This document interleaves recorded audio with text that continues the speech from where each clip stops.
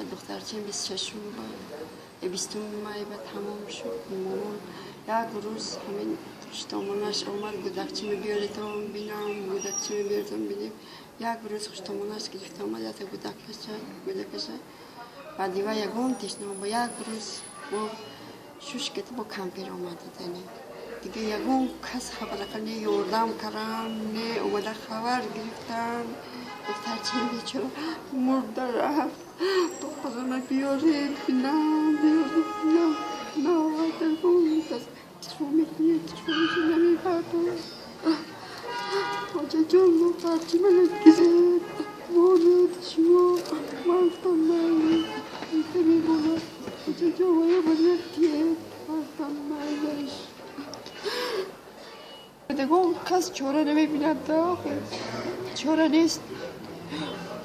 دو اجازه تفکیه یا خالی بعد میبینیم هیچ چاره نیست من 2 ماه شد من 2 ماه گذشت دیگه آدم میشد که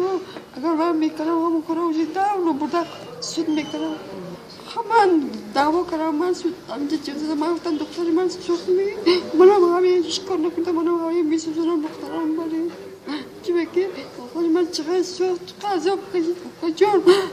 من خودم 2 ماه نگاه کردم من تمام شده کجان باور میکنی نیروم و ویران شدم هیچ من تمام شده که